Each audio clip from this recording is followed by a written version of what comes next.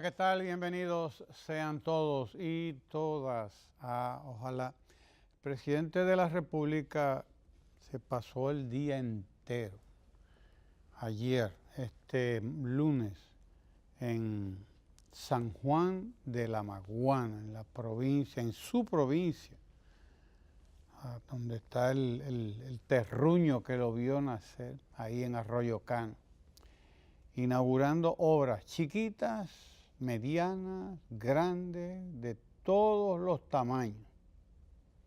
De todos los tamaños. Así el presidente pues responde a su provincia, como ha respondido a todo el país. 45 obras entre pequeñas y medianas y grandes,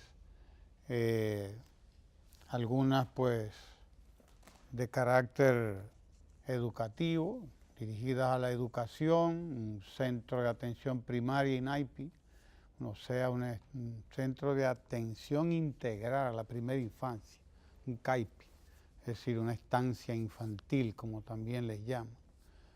También inauguró el hospital, un hospitalazo, Hospital Provincial de San Juan. Inauguró también un politécnico, un liceo, centro educativo de estos, de la jornada escolar de tan extendida. Obras de envergadura todas, obras de envergadura, pero igualmente importantes los secaderos y todas esas obras para los agricultores, los que siembran cebollas y los que siembran tantas otras cosas por ahí. Esta vez tienen la posibilidad de conservar, de que les dure más el maíz, de que les dure más la cebolla, de que les dure más todo lo que siembran, porque ahora disponen de un secadero. Plantas de procesamiento industrial, plantas de empaque, plantas sí, porque en San Juan se está produciendo maíz como nunca antes en la historia, y usted puede ver ahí esa enorme factoría que inauguró el presidente ayer. Este es el granero del sur y ahora lo será más con todo ese proyecto de recuperación de la agricultura en toda la provincia, un proyecto de modernización de la agricultura, eficientización de los terrenos, nivelación, mayor y mejor uso de las aguas, en fin, todo un proyecto de mejoramiento, de recuperación de todo el Valle de San Juan, de todo ese valle fértil, fertilísimo y grande. Además, con razón ha sido llamado San Juan el granero del sur. El presidente de la República se ocupó todo el día de ayer de entregar todas esas obras, 45 obras, óigalo bien, en una sola provincia, 45 obras de diferente naturaleza, y todas ellas para favorecer a toda la población sanjuanera. Queda claro el compromiso del presidente, no solo con todo el país, sino también con su provincia y sobre todo con un territorio que ha sido un surtidor.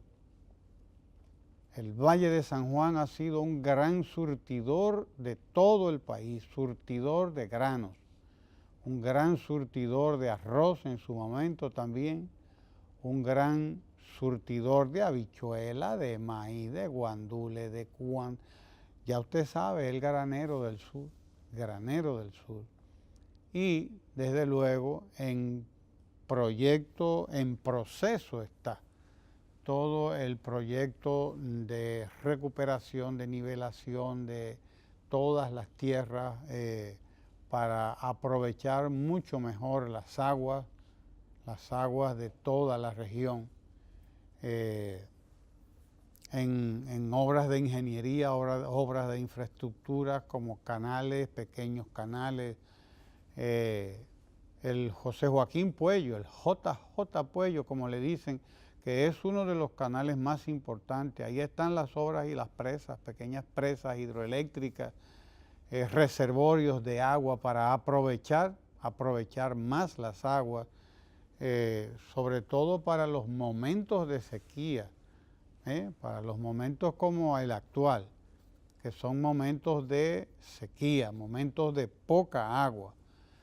Y todo ese conjunto de obras va en esa misma dirección, en la dirección de que haya un mejor aprovechamiento de las aguas, un mejor aprovechamiento de las tierras, de todos los recursos que se utilizan en la agricultura y brindarle seguridad a todos estos agricultores, seguridad de que su cosecha no se perderá porque le falte agua, seguridad de que no se perderá tampoco porque no tienen dónde almacenarla, dónde secarla, dónde procesarla. La procesadora de frutas que también fue entregada por el presidente ayer a los agricultores, a los procesadores de frutas de San Juan de la Maguana, en todo el santo día. Lo echó el presidente pues en diferentes ceremonias de entrega de todas estas obras que había que entregar a la población sanjuanera, y impactando así todas las áreas, prácticamente todas las áreas de la vida de una provincia. En la salud, pues se entregó el hospital nuevo, totalmente nuevo, un hospital totalmente nuevo, señores. Un hospitalazo, el que se acaba de entregar en San Juan, como los merecen, el doctor Alejandro Cabral, que es un hospital regional. Es un hospital regional, dicho sea de paso, no es solamente para San Juan, sino también para toda la provincia y toda esa región. Es un hospital regional. Quiero compartir con ustedes ese testimonio que nos ilustra bien cuál es el establecimiento que ha sido entregado ayer en San Juan de la Maguana, cuál es el establecimiento de salud que ha sido entregado ayer, ese hospital doctor Alejandro Cabral de San Juan de la Maguana. Adelante, señor director. La situación del hospital doctor Alejandro Cabral era una situación caótica y muy difícil, porque nosotros estábamos operando en una planta física muy deteriorada, con equipamiento viejo. Las camillas están reparándolas y arreglándolas, reparando colchones. El hospital antes era un hospital feo, sucio, los pacientes todos feos y así. Cuando llovía caía mucha agua, se mojaba todo. Ahora es totalmente diferente, nosotros esperamos en Dios y así será, ya no vamos a tener que referir tantos pacientes porque tenemos la tecnología en el centro y se nos están nombrando los especialistas que necesitamos y por tanto los problemas de salud que se presenten en la zona vamos a poder resolverlo por acá. Ahora que hay muchos detergentes, va a haber muchos médicos buenos que van a atender a uno. Danilo se está apurando por la salud de su gente.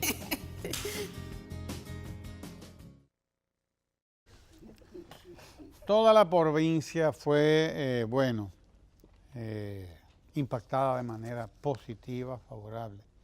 No tienen que quejarse los de Vallejuelo, los de Maguana, los de Guanito, Los Magos, El Cercado, el Distrito Municipal de Bombita, Sabanayegua, todas estas comunidades recibieron las obras que hace rato estaban esperando. 2.300 millones más o menos. Esa es la cifra que fue invertida en todas estas obras, invertida en el mejoramiento de la calidad de vida de todos los sanjuaneros. Más de 2.300 millones de pesos.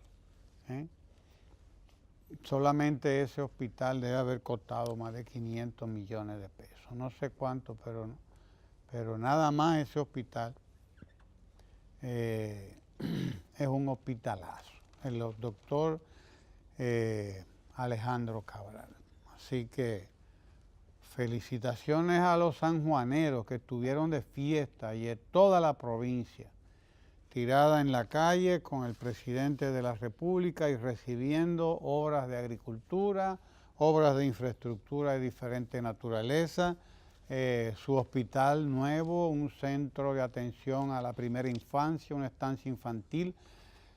San Juan es de las provincias que más estancias infantiles tiene probablemente, o que más niños tienen estancias infantiles, porque va camino a los 9.000. A los 9.000 niños de 0 a 5 años. Eso es una de las provincias más pobladas. Más pobladas también, claro que sí. Y donde también más pobreza ha habido en términos históricos. Decide esas zonas del sur, que es de las más abatidas por la pobreza, pero eso fue hasta hace un tiempo. Sí. Porque ya San Juan es otra cosa. Se ha rehabilitado su productividad. Ya eso es otra cosa, compadre. Ahí ahora sí hay melao, como decíamos antes. Es un valle sumamente Sí, productivo. señor. Y con todo esto que se entregó ayer, pues imagínese usted, porque los productores que pegaban el grito al cielo cada vez que tenían una cosecha de cebolla y no hallaban, tenían que andar con ella en la cabeza, a ver a quién se la van al mejor postor a regalarla, o esperar que Inespre le dijera que sí, que se la iba a recibir, era un lío. Ahora tienen centro de acopio, secadero, etcétera. De modo que la vida de toda esta gente ha cambiado. Ha cambiado y ha cambiado para mejor. En el caso de San Juan, es importante destacar que el impacto está también asociado al proyecto que con mucha eficiencia, incluso y con mucho seguimiento de parte del propio presidente de la República, el impacto que tienen los planes de reforestación de las cuencas altas y medias de la cordillera central, que bien lo destacaba por igual la amiga Yomaira Medina Sánchez, quien explicaba eso, hasta qué punto se puede contar a mediano plazo con la rehabilitación de la capacidad productiva de este valle de San Juan, siempre rico en productos tradicionales como tal. Granero del Sur. El llamado granero del sur. Pero ¿qué pasa? Por ejemplo, en el caso del arroz, también, ¿qué necesitaba este producto, este rubro? Agua. ¿O qué es lo que necesita? Agua. Y estoy hablando del arroz. Que había menguado, como menguó en determinados momentos también la siembra de habichuelas. La reconversión agrícola de San Juan de la Maguana y la rehabilitación de sus potencialidades atraviesa, sin lugar a dudas, por los esfuerzos del presidente en materia de reforestación. Porque sí, es como el Valle del Cibao, pero si no existiera la cordillera central, pues probablemente ni el Camus ni el Yuna existieran. Es decir, la riqueza del Valle del Cibao está asociada a su riqueza hídrica. Y esto tiene que ver con el tema de la cordillera central.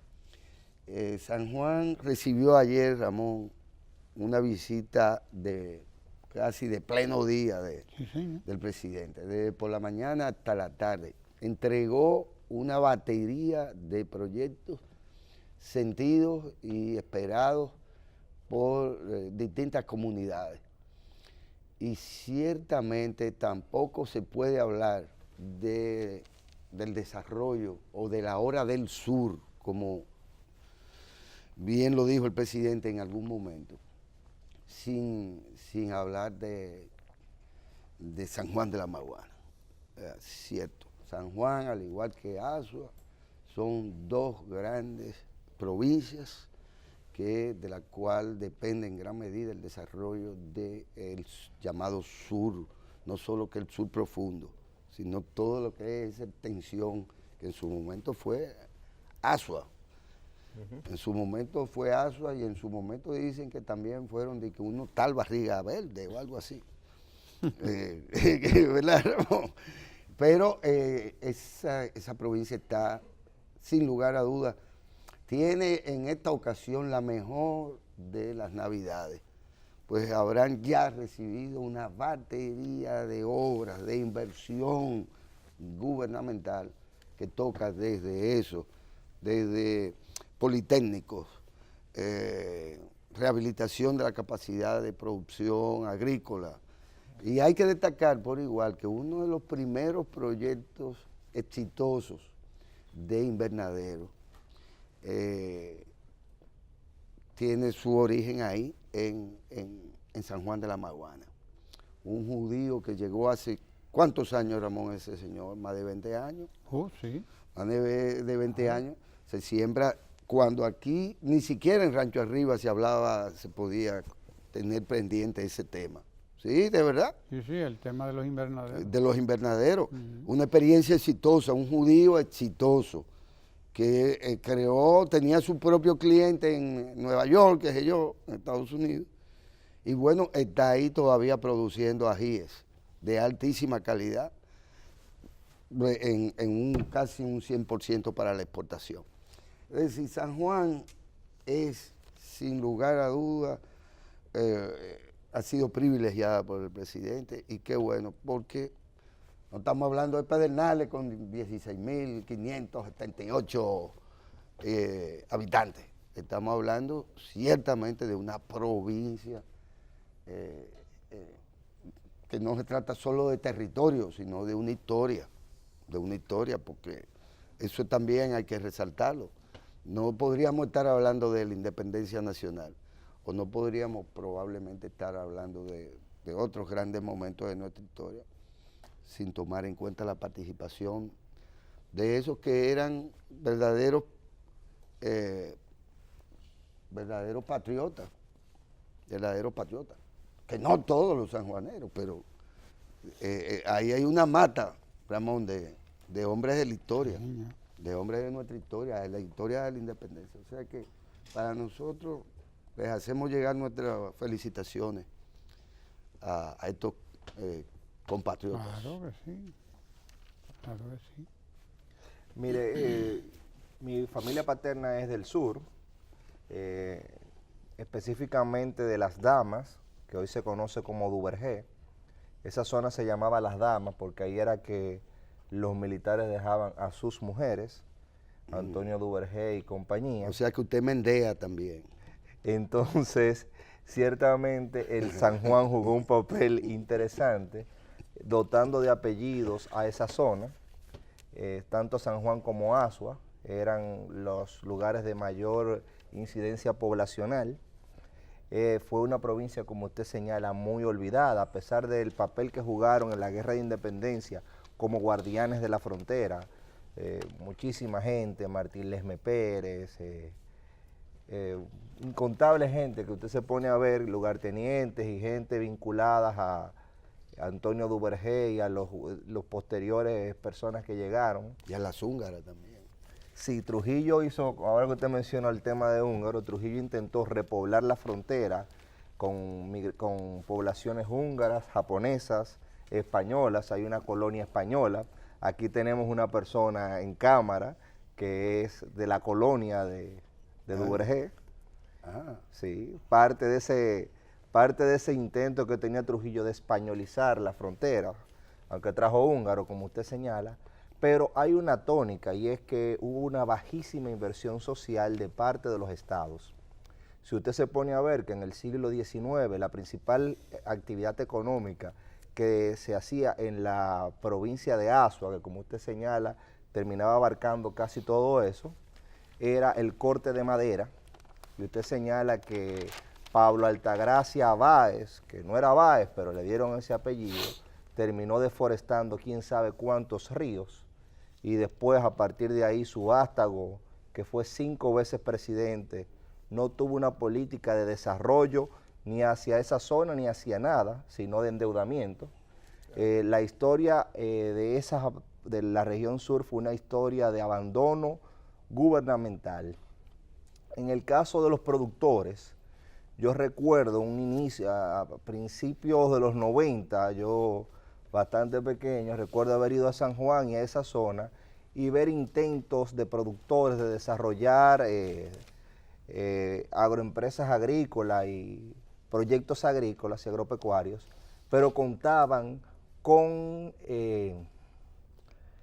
la negligencia de parte del Estado, por un lado, que le hacía una bajísima inversión en agricultura, un Ministerio de Agricultura infuncional y falta de una política dirigida a aumentar la capacidad productiva de esas personas que lo intentaban, lo cual motivó una migración masiva del campo a la ciudad y básicamente usted se va al Ejército Nacional y usted se va a encontrar en nuestras Fuerzas Armadas que muchos de los apellidos son del sur, porque muchas de esas zonas o se dedicaban a la guardia o venían a la capital, pero hubo un abandono masivo del campo.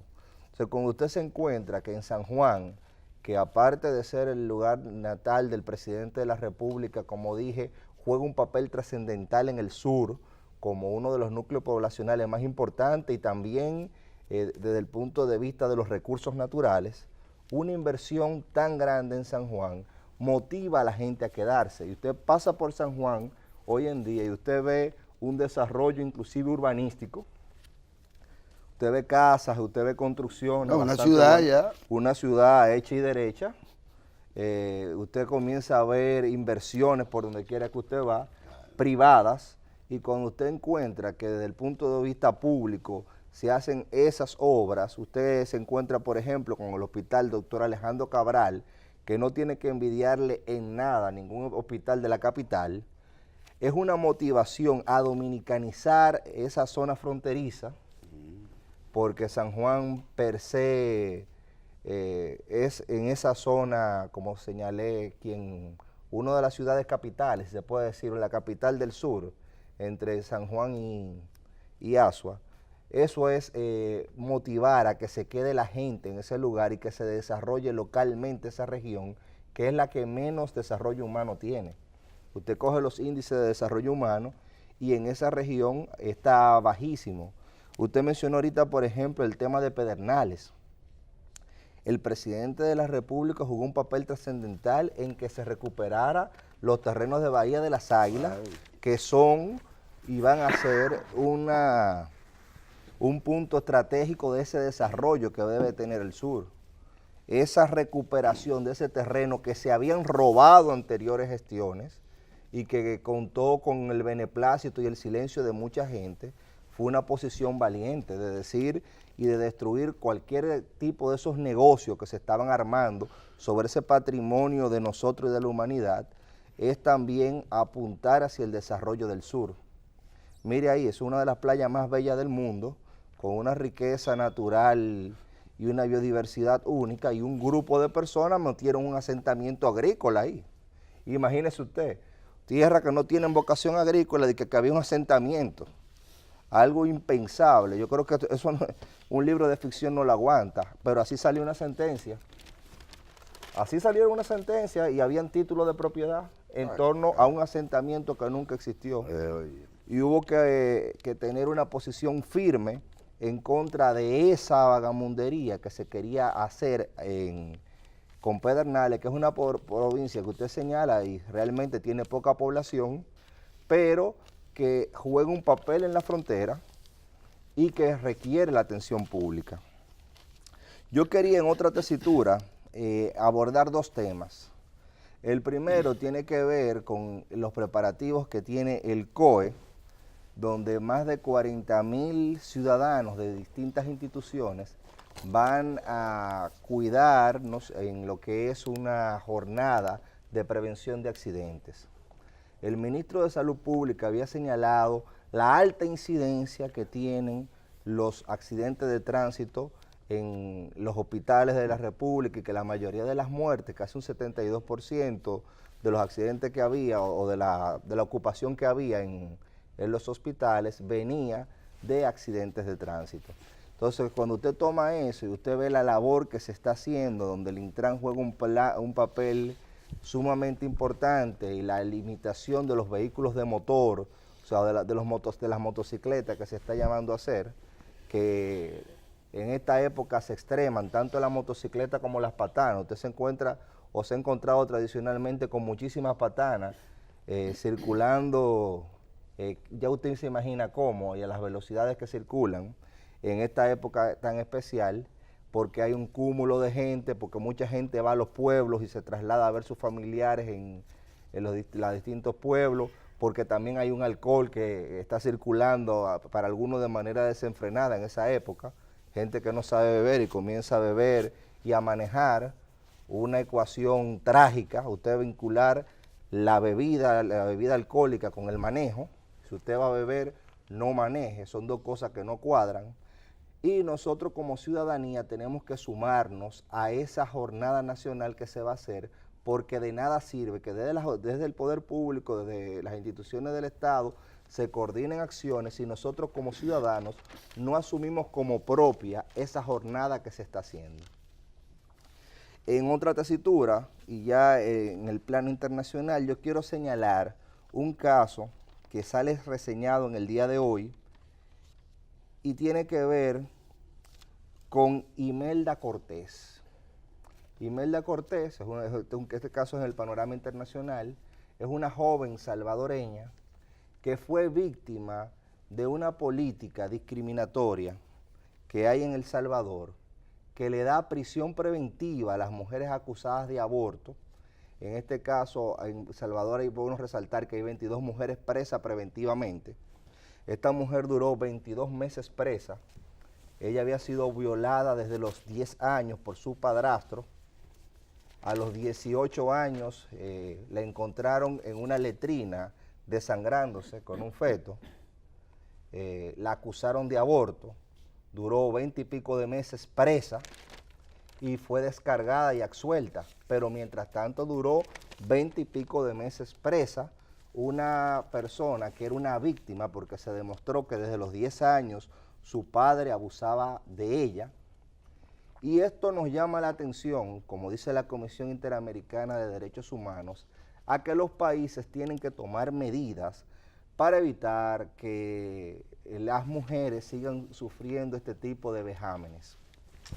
Usted se encuentra que en República Dominicana se ha intentado limitar lo que establece nuestro código penal y establecer causales que permitan, en esos casos en específicos, interrumpir el embarazo. Estamos hablando de en caso de incesto, como hubo en el caso de Imelda Cortés, porque era su padrastro.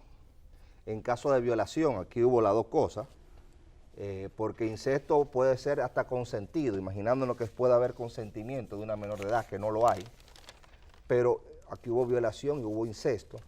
Y en caso de que haya una amenaza a la vida de la madre y el feto esté deformado. O sea, esas causales, que es lo que se quiere impulsar acá para proteger la vida de la madre, ha contado con una reacción ultraconservadora, con una reacción radical de sectores que no ven a la mujer como un sujeto de derecho y que hace que en sociedades como la salvadoreña y en varias similares, una mujer presumiblemente culpable de aborto, aunque haya sido producto de un incesto, se chupe o dure 20 meses en la cárcel. Eso es un verdadero crimen, es una verdadera atrocidad. Sí. Bueno, Ahí está Imelda Cortés. hay un crimen a propósito de eso que llama mucho la atención, porque responde a un patrón que también es un patrón latinoamericano, y que no es cierto que en nuestro caso sea el peor de todos, que es el de los feminicidios, pero que son seguidos por el suicidio.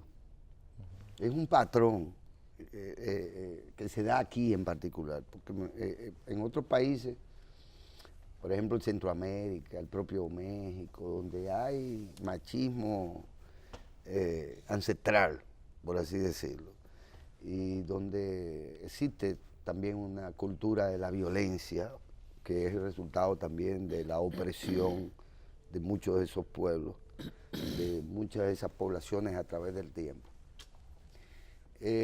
No se produce, se producen cosas como esa, la que usted describe, barbaridades probablemente mayores, pero ese esquema en donde el marido mata, ese formato, el marido mata después de 6 advertencias, después de 6 órdenes de alejamiento y terminan matando a su pareja y en algunos casos incluso a sus hijos, y posteriormente se produce entonces el suicidio.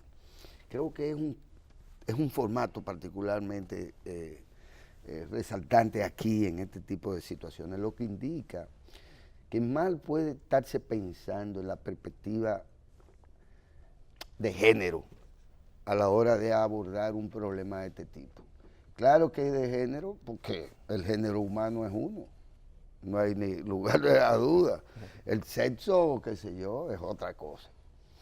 Es el género humano.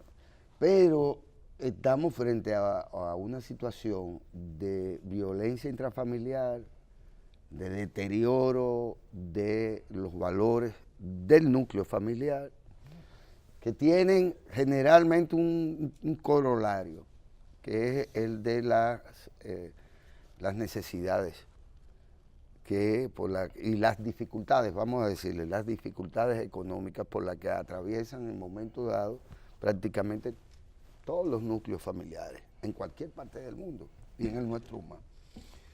Y porque además este tema no es un tema de moda, porque aquí hay temas que son modales, y que son como ese tipo de cartas que nosotros llamábamos jokers. ¿Cuál es la traducción, querido amigo? De jokers, de los jokers, que se usan como comodines. El guasón. El comodín, ¿verdad? Sí. Un comodín. Comodín. Un comodín. Que son temas, bueno, no tenemos nada que hacer hoy o qué poner, entonces vamos a inventarnos una rubia despampanante como esta. Y vamos a hablar de... Eso es un joker. Eso es un joker. Un joker, eso donde quiera que usted lo tire sale bonito. Y funciona. Tú puedes decir, bueno, esta es la puerta de entrada a cualquier problema. No, los feminicidios. Mire mis universos ahí. Sí, está Filipina. Yo me imagino que ese señor la va a ahorcar en algún momento. Yo creo que su favorito era la de España, ¿verdad? No, yo no me fijo en este tipo de cosas. Pero hablando con absoluta seriedad, porque serio es el tema, este no es un tema que se pueda ver parcialmente, en la perspectiva de que, bueno, es que los hombres están matando a las mujeres. No, es que ese pobre infeliz mató a su mujer o a su expareja, pero se quitó inmediatamente la vida. Y mató a sus hijos muchas veces. Y mató a sus hijos muchas veces. Lo que obviamente te dice que no se trata de una espina, se trata de un nacido purulento, y que tiene como víctima no solo al homicida, no solo a la mujer, sino también al homicida y a la familia, porque ¿qué familia se recompone a partir de una tragedia de esta naturaleza? Pero nos acostumbramos a ver este tipo de cosas como eso, como si tuviéramos en la mano cualquier tipo de producto publicitario que podemos manejar ante la población como comodines de la opinión pública o de la atmósfera que se viva en algún momento. Pero debe llamarnos a nosotros esta tragedia a alguna reflexión sobre esto, porque en definitiva se trata de la ausencia de la necesaria argamasa que une el tejido social, inicialmente el tejido de la familia. No hay familia ahí, no hay hermanos, no hay primos, pero además no hay, y estoy bastante cansado de ellos porque están en todas partes y no resuelven ni ayudan a resolver nada. Unos señores que dicen ser la curía, que están en todas partes, y todo el mundo va, y el 70 y 80% de la gente, incluso de los asesinos o de los homicidas, resulta ser que van y se confiesan ante un clérigo cualquiera, antes o después de cometer los crímenes. Y no hay en absoluto control social. Igual usted puede tener de vecino a un majador de su mujer, o usted puede tener de vecino a un delincuente, a un ladrón, y no existe ningún, insisto, el elemento que convierte al barrio en barrio, a la comunidad en comunidad, al pueblo en pueblo, a la provincia en provincia, que tiene que ver, bueno, con lo territorial. Esto es aquí lo de nosotros y aquí se producen más o menos problemas de esta naturaleza. Y estoy seguro de que eso tiene que ver con el deterioro de ese núcleo familiar que, bueno, yo recuerdo a un amigo mío que tuvo que ir, los amigos son de uno siempre, recuerdo a un amigo que fue y buscó a su hija desde la primera vez que el maridito le levantó la mano. Y llegó el capitán y mandó a parar. Es decir, un padre que no va a permitir que a su hija se le maltrate. Y es el caso, un hermano que no permite que a su hija se maltrate. Porque de ahí entonces la importancia de o usted, el capuchino, soltarlo en banda, o usted jugar con el capuchino y después que lo sube, apearlo. Pero si usted suelta el capuchino en banda, el capuchino simple y sencillamente se va a enredar ¿dónde? En los alambres. En los alambres eléctricos de los palos de luz. Esa reflexión que usted hace la hizo el jurista argentino Eugenio Raúl Zaffaroni cuando le estaban comentando sobre los feminicidios y la respuesta jurídica al tema de los feminicidios. Y él dijo, primero que nada, que la respuesta no es jurídica, que él no entendía que había una conducta típica, antijurídica y culpable que buscaba eliminar a la mujer por ser mujer, que no era eso el tema, y que básicamente tenía que ver con el deterioro del paradigma existencial, que es básicamente lo que usted está diciendo. ¿Qué me une a esos territorios? ¿Qué me une? ¿Qué hace que la comunidad sea comunidad, que el municipio sea municipio? Y tiene que ver con la solidaridad. Cuando se quiebra ese paradigma existencial, que es lo que está pasando, usted se encuentra con que el victimario mata a todo el mundo, pero se mata a él. Entonces ahí le indica usted que el problema no solamente es jurídico y el abordaje no debe de ser solamente jurídico o solamente dirigido a la equidad de género o a la protección de género, sino debe de ir más profundo, tratando de entender por qué se quiebra ese paradigma y cómo fomentar la solidaridad, porque por ahí es que debe de ir. O sea que el análisis que usted está haciendo, que aquí se aborda y en muchos países se aborda desde el punto de vista legalista, es un abordaje desacertado. El abordaje debe de ser ese que usted da, que es el mismo que le estaba planteando Zaffaroni, y dice, espérese, el derecho tiene sus límites a la hora de resolver problemas sociales, es un instrumento, pero tiene sus límites. Mire, y déjeme, Ramón, antes decirle algo, porque de algo nos tienen que servir este tipo de tragedias. Primero, esta perspectiva, porque siempre es más fácil. Vecinos culpan a policía. A policía y fiscalía de muerte de la mujer. Bueno, ya encontraron un culpable. Está resuelto el problema, ¿verdad? Porque esa es la perspectiva. Y entonces la madre, supongo que la madre o el padre, ay, no te pude ayudar, mi hija, gritaba la madre de la obsisa, que por cierto pasan a ser obsisa, con la mirada perdida por el desconsuelo, mientras subía recostada de dos de sus familiares por el callejón donde cayó agonizando su hija, en la cual todavía era visible el charco de sangre. Por un lado usted encuentra a la vecindad, que con posterioridad culpa a la policía y a la fiscalía, sobre la base de que sí, de que se le habían puesto, ¿verdad? Querellas. Orden de alejamiento. Pero resulta ser, y ahí es donde quiero tocar un poco el punto, es que el hombre era abogado. Vaya usted a ver. Este matador era abogado. Entonces, por esa perspectiva, vamos a terminar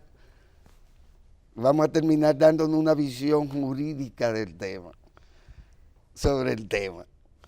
Y esto es irresponsable. Después que el hecho pasa, entonces culpan a los que no están ahí. A los que no están ahí, eso es la otra perspectiva. Que es muy fácil usted agarrar a un funcionario público, en este caso un funcionario judicial, y echarle la culpa, pero resulta ser que el derecho está ahí. Y este duró más tiempo sin que lo metieran preso porque era abogado.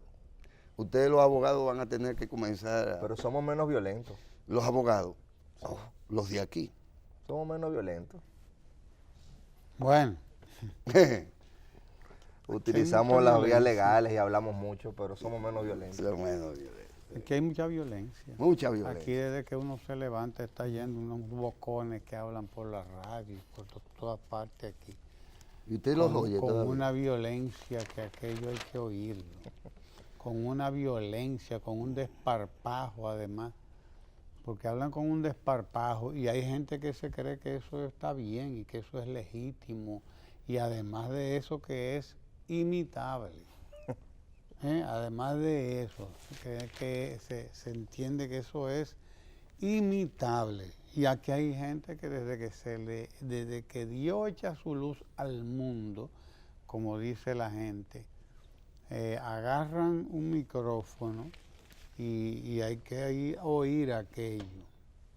Hay que oír aquello. A decir cualquier cosa contra, ya ustedes saben, pobre del gobierno, porque algunos de ellos son, ya tú sabes, son verdaderos Savonarola. Usted sabe quién fue Girolamo Savonarola, ¿verdad? Savonarola era un niño de teta, aquel inquisidor, contra aquella... En Italia de los Medici. Frente a esta gente. Era un Torquemada cualquiera. Sí, así mismo. Esos eran niños de teta, comparado con esta gente que comienzan desde por la mañana a despotricar contra el gobierno. ¿Entiendes? Contra el gobierno. Aquí hay uno de esos. Savonarola porque tenía ciertas también, virtudes. son gobiernos. Pero muchos de ellos que están despotricando no tienen ninguna. Esa es la diferencia. Yo no sé. Porque virtud es una palabra muy por lo menos se tenía una moral puritana, porque abogaba por una reforma de las costumbres, pero muchos de estos cuando tuvieron la oportunidad no reformaron nada. Esta gente empieza a vomitar violencia y aquello hay que oírlo, incitando a la gente, porque además ellos son los que saben cómo es que son las cosas. Ellos son los que saben qué es lo que tiene que hacer la población. Y ellos son ellos. Entonces, en un país donde tenemos un grado semejante de violencia, disparado así a mansalva desde que Dios echa su luz al mundo, a un grupo de gente, una parte de la población, que oye aquello y cree que esa es la manera de discutir y de hablar, entonces ya usted sabe lo que tenemos. Pero bueno, a pesar de todo, nuestro país avanza. Y yo quiero llamar la atención sobre esta presentación que hace este negocio, se llama Caribe Tour, donde anuncia que adquiere, óigase bien, ¿cuántos son? 42. 42 autobuses, Volvo además, ¿sí? 42, y estamos hablando de una empresa que además de eso tiene más de 550 autobuses por todas partes. Quiere ¿Y quiere 42 y quiere más. Esa es una forma. Primero, eso indica que la economía anda bien, que el transporte es un negociazo, porque esta empresa es exitosa. Dicen ellos que transportan 16 millones de gente anuales, al año. Eso quiere decir que ese es un buen negocio. Y adquirir una flota de más de 40 nuevos autobuses Volvo, grandotes como esos que están ahí, no es cualquier cosa.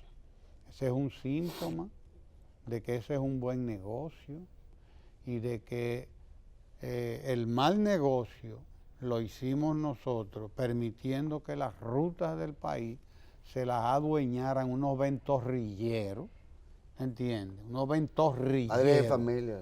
Padres de familia se llaman ellos, sí.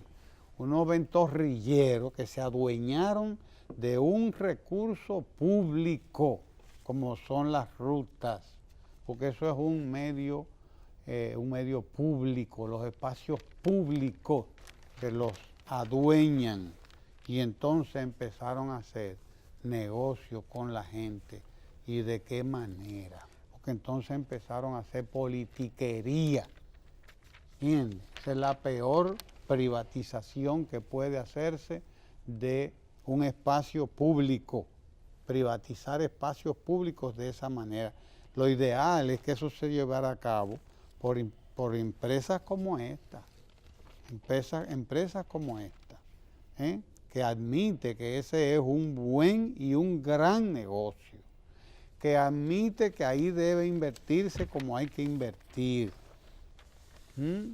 que admite que cada año transporta 16 millones de gente por todos los lados, y que admite que esta es una forma legítima de desarrollo empresarial en la República Dominicana, que no se creyeron el cuento de que ellos son sindicalistas, ni se metieron a sindicalistas.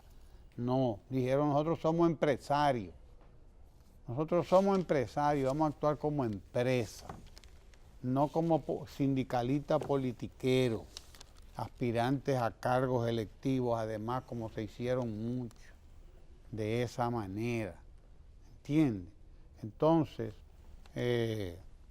ojalá que podamos recuperar, porque ahora lo que estamos oyendo es que Fenatrado se va de huelga indefinida desde ayer lunes, ya usted sabe. Transporte de cargas. Esa gente, sí señor, que tienen el otro negociazo agarrado, y no lo sueltan y no dejan que participe nadie en ese negociazo tampoco. Entonces ellos dicen que a ellos se le deben 400 millones de pesos que se los debe el Estado. Entonces oiga usted, esto es increíble. Gente que tiene décadas y décadas usufructuando un negocio. ¿De qué manera? ¿De qué manera usufructuándolo? De manera monopólica, además porque no le han querido dar participación a nadie, a pesar de que ya hay además una disposición del Tribunal Constitucional, creo, que indica que ahí no puede haber ese monopolio ni en ningún lado, eso lo prohíbe la Constitución. Y usted tiene entonces una serie de gente que se adueñó así de los espacios públicos porque se lo permitieron y crecieron enquistados ahí como un tumor crecieron ahí en la sociedad, aprovechando los subsidios, porque todo el pleito de mucha de esta Como gente, muchos otros ¿entiendes? tumores. Ah, claro.